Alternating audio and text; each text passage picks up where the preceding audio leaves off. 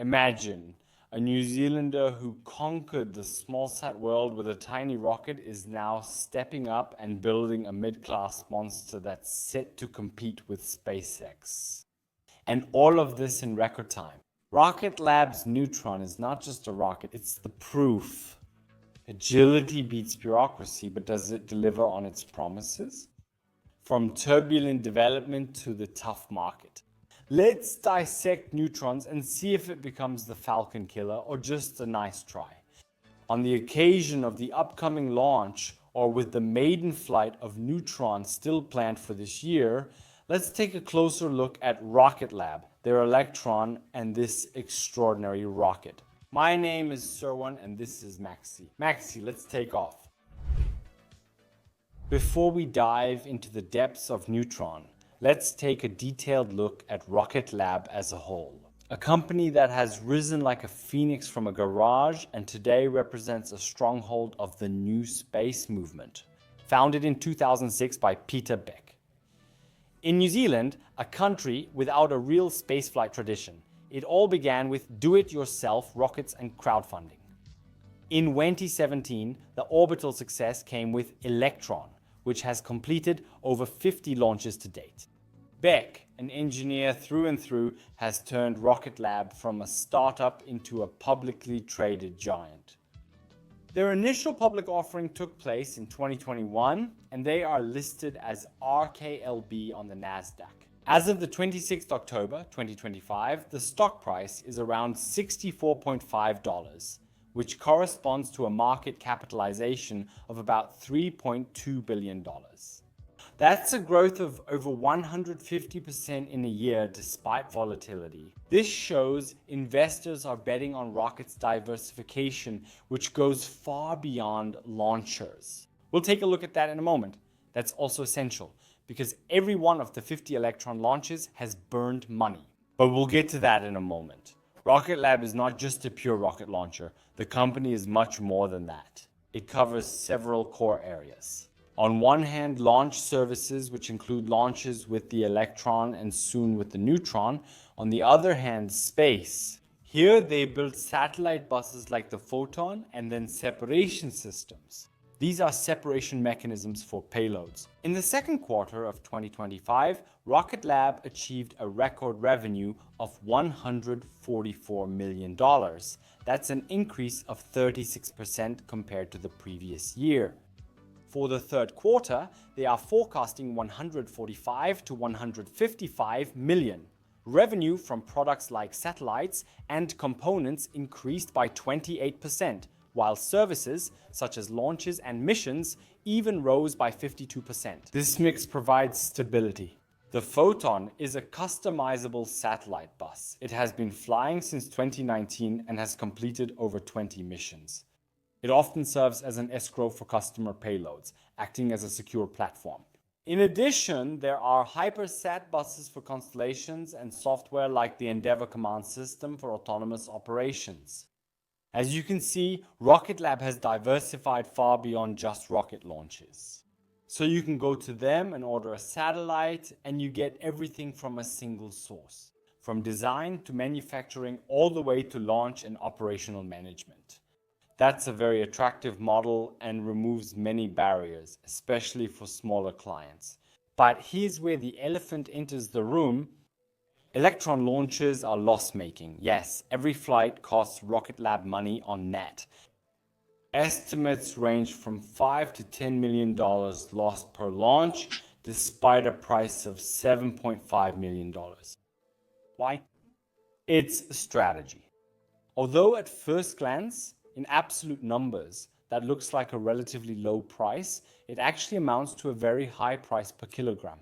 While SpaceX with their Falcon 9 comes to between $3,000 and $23,000 per kilogram, depending on the rocket's payload, the Electron sometimes reaches up to $250,000 per kilogram. But the business model still works. Because the Falcon 9 is like a big bus that drops you off somewhere in the area, while the Electron is like a taxi that takes you right to your doorstep.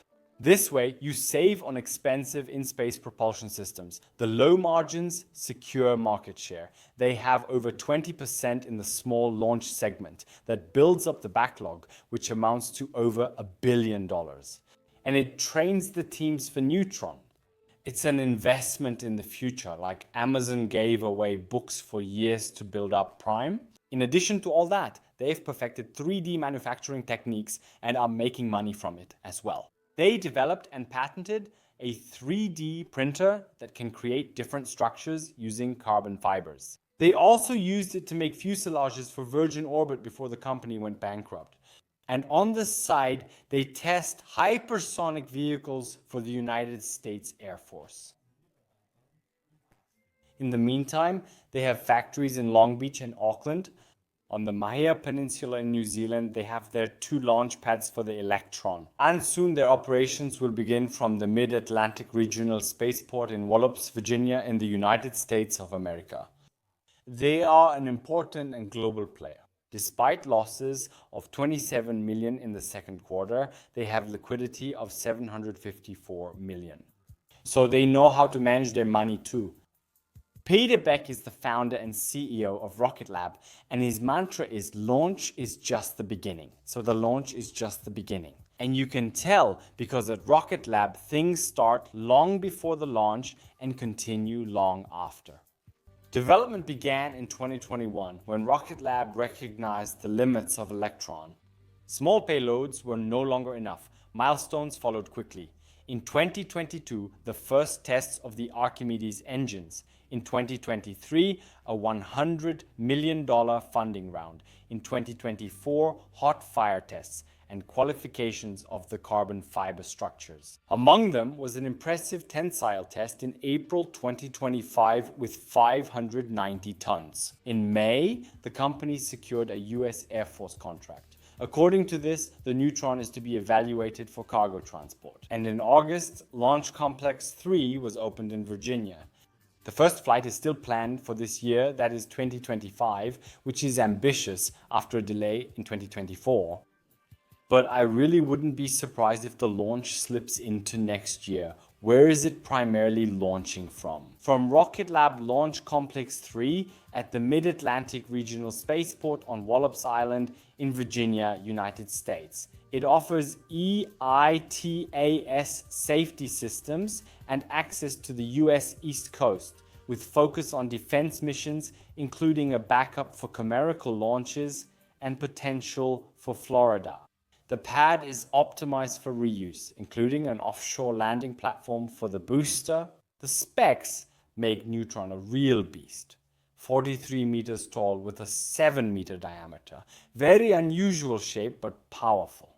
It lifts 13,000 kilos into low Earth orbit in reuse mode or 15,000 kilos in expendable mode. That's enough for over 200 small sats or large geostationary satellites. You could also say that it's more or less a smaller version of the Falcon 9. The first stage is powered by 9 Archimedes engines which run on methane and oxygen and deliver 133 tons of thrust each for a total of 1,173 tons. The booster lands on a platform out at sea in the Atlantic. The second stage has a vacuum version of the Archimedes engine. That way they achieve economies of scale. In addition, it is located with the payload inside the payload fairing, which is not jettisoned, but instead opens and closes. With a diameter of 5 by 5 meters, it can carry quite large payloads. The Falcon 9 is also 5.2 meters in diameter. That means the rocket is partially reusable because the second stage cannot be reused. Reusability is a priority. The goal is over 10 flights per booster. And the price is $50 to $55 million per launch. Aggressive to rival SpaceX. I wouldn't be surprised if they lose a bit of money on every launch just to stay competitive. With a 13-ton payload, that's $3,800 per kilo, which is solid, but Falcon 9 beats that at full capacity with $2,900 per kilo. By the way, if you want news like this delivered straight to your inbox, sign up for the Mars Chronicles newsletter. It's free at Mars Chronicle Space, link below. The market potential is enormous. The medium lift sector is booming and could reach $10 billion by 2030. Driven by satellite constellations, the Neutron covers 98% of all satellites with a focus on defense and commercial concentration. Customers are lining up. First contract in November 2024 for multiple launches starting in 2026, a $515 million contract with the Space Development Agency for 18 satellites and the United States Air Force Regal for cargo transport. In 2025, evaluation deals are underway. Starting in 2026, there could be 3 to 5 launches per year, which would boost revenue to over $350 million by 2027. Amazon's Kuiper constellation could also be added here. The Neutron positions itself as a smart mid-range player against the Falcon 9 with 22,800 kilos, reusable in low Earth orbit and priced at $67 million. Neutron lifts less, but offers dedicated launches for $50 to $55 million, which is about $4,200 per kilowatt at full capacity. The Neutron is perfect for customers who don't want ride shares.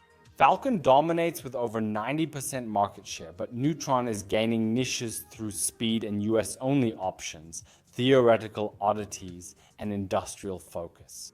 It handles 45,000 kilos in the low Earth orbit for approximately $68 million. Bigger and more expensive, but the price per kilo is only half of that of the Falcon 9. The Neutron could be faster and cheaper for medium weight loads. Stokes Nova is fully reusable and lifts 3,000 kilos in a reusable mode or 7,000 in expendable mode to low Earth orbit. It's also supposed to debut later this year, but I find that hard to believe. In any case, it's the immediate rival for dedicated small and medium payload missions. But the Neutron surpasses Firefly's Alpha rocket in capacity, which only manages 1,030 kilos, costs 15 to 19 million, and is not reusable. A niche for microsatellites that Neutron simply takes over. Vulcan is too heavy with 27,000 kilos for over 100 million, and the Ariane 6 delivers 21,000 kilos for 75 to 115 million, but subsidized. Neutron is Rocket Lab's bet on the medium market, fast, affordable, and versatile with strong customers. Against giants, it wins through agility. It loses in scale. But if the first flight succeeds, it will push prices down. And Europe is still waiting for the big debut of the private launchers. And what do you think? Will Neutron be a killer or will it remain a niche player? If you enjoyed this analysis, subscribe to Mars Chronicles and give it a thumbs up. A huge thank you goes out to all channel members and Patreon supporters. For early access to our videos, check the information below. My name is Sirwan and this was Mars Chronicles. Thank you for tuning in. Per spera ad astra.